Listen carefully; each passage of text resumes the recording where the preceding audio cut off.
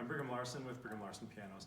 This is a 1976 originally G3 that's in perfect condition. I mean, like A+, both cosmetically as well as the guts. I'll pull the guts out here in just a second. You can have a look.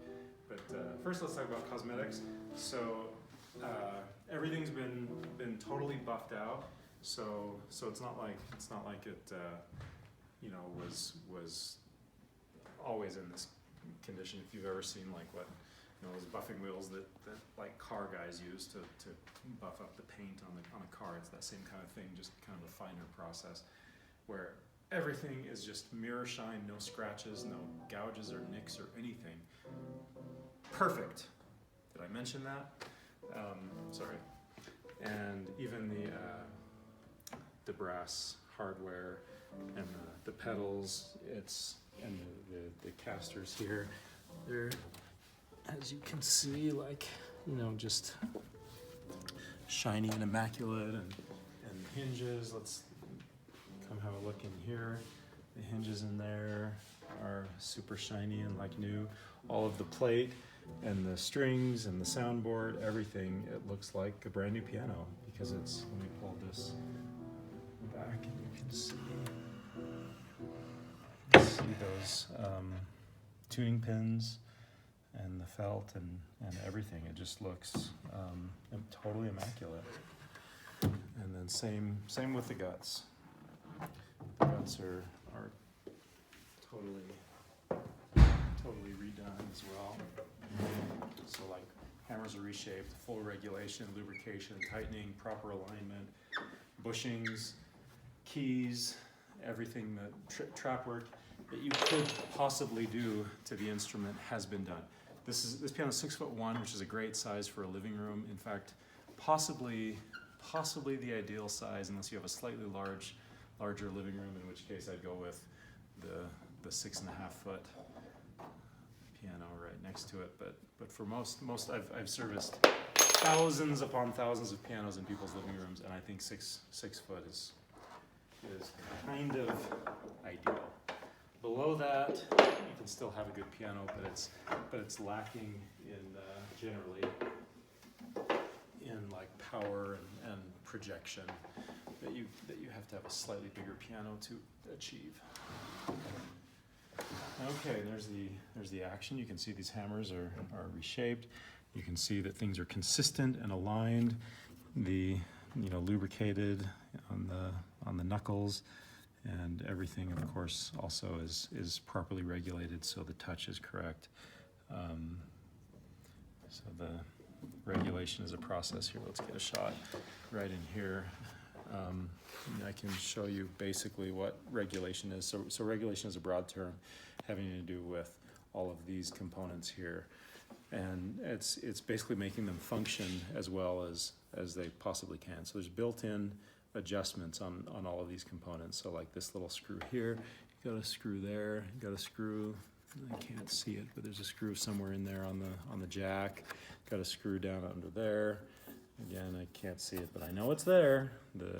That's called the cap stand on the back of the key.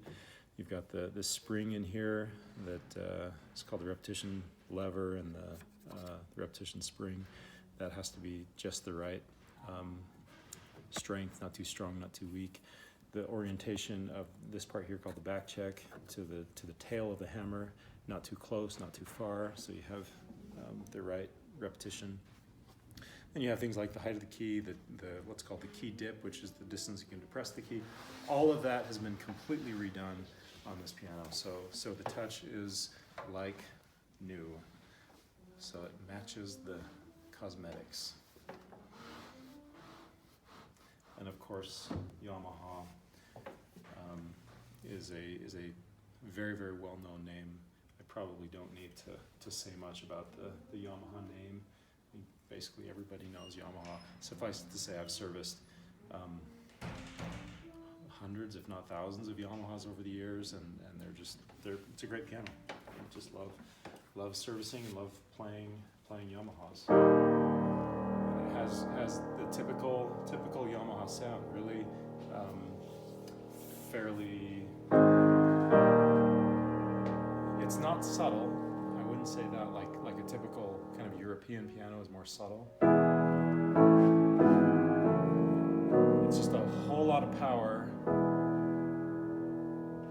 for not much effort. And when you really put effort into it, then you can make it really boom. So great power, great projection, and just a really nice, very pleasing tone.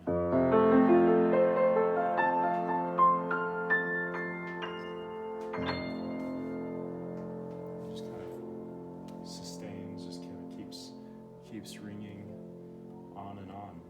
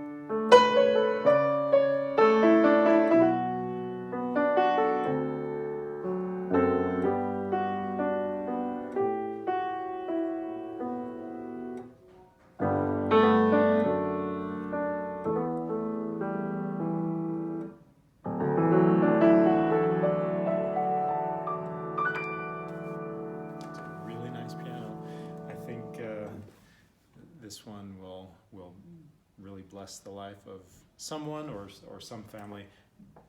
Come in, check it out. I think you'll be very pleased. Thanks for watching.